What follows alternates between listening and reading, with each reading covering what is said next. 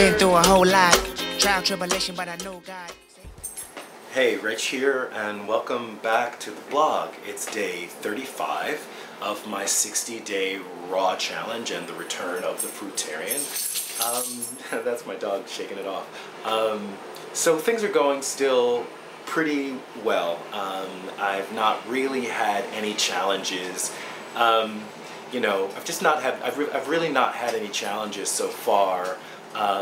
Just in terms, I have great access to food. I have a farm 2 blocks from my house in one direction, and I have probably the finest market in the city of New York in the other direction. So it's just really easy for me to get access to food. And I work enough that I have enough money to afford things. I'm not by any stretch of the imagination wealthy, but because all of these things are in walking distance, it's just very convenient for me to go to the market and get food, as opposed to, for example, going to a restaurant. So it's just in many ways cheaper for me to go down to the market, and instead of spending $10 on a meal at a restaurant, I can spend $10 on fresh produce and come home and make myself a nice meal.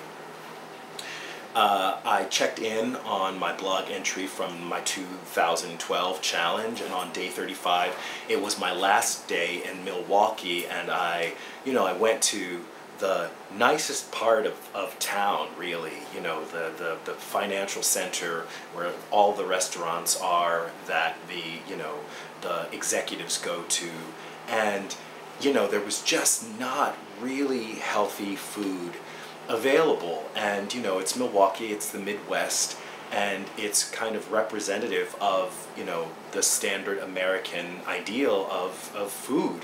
And it made me think about, not only is it a question of having access to food, but it's a question of what is the culture.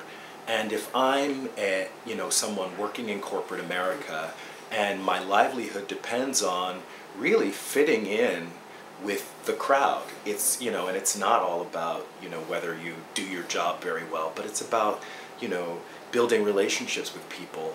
And part of building those relationships is being able to go to lunch with the rest of the team.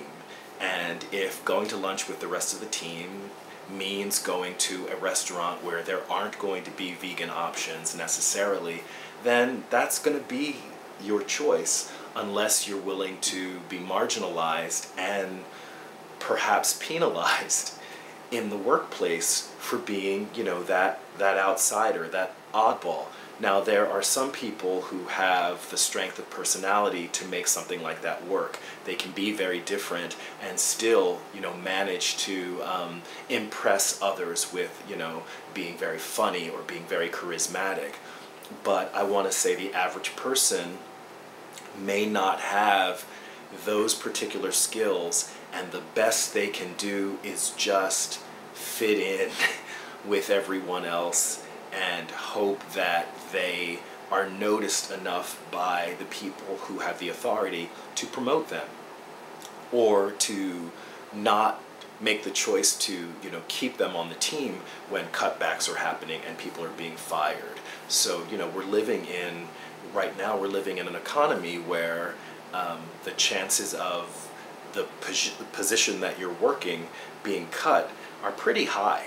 So being able to fit in is really important, and food has been placed really at the center of so much of our social engagements that taking a position as a raw vegan can really put you outside. You can be running counter to what the values are of the dominant culture of the main portion of society.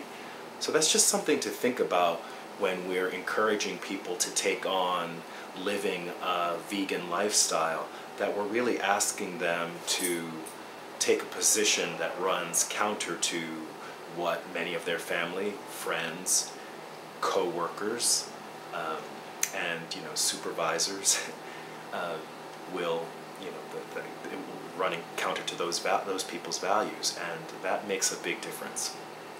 and it can affect a person's ability to keep their job and advance in their careers.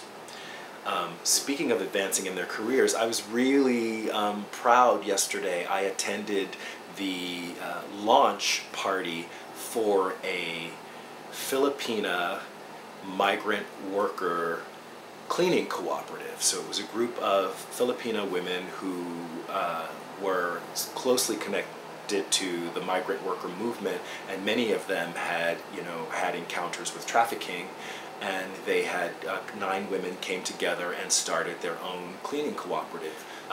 So congratulations to Damayan Cleaning Cooperative. They also had food there that the members had made, and surprisingly, it was all vegetarian. It was all vegetarian. Many of the selections were vegan, and there were even a few raw vegan options. So I want to give them kudos for making some healthy food for the people who were coming out to celebrate with them. What am I listening to, music-wise?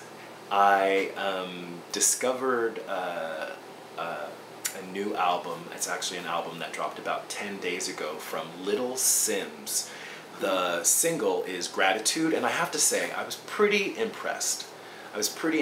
Now, I'm just starting to get into hip-hop and rap, so I can't tell you how Little Simz compares to, anyone else in the rap game right now, but I really enjoyed it, and I recommend you at least listen to the song Gratitude, which she recorded with a soul duo called The Hicks. So, I'm going to recommend that. And the album is called The Curious Tale of Trials and Persons. So give that a listen. Anyway, that is my blog post for today. I hope I haven't rambled on too much, and I hope that you all have an amazing day. Love yourself, and peace. I love myself, but it can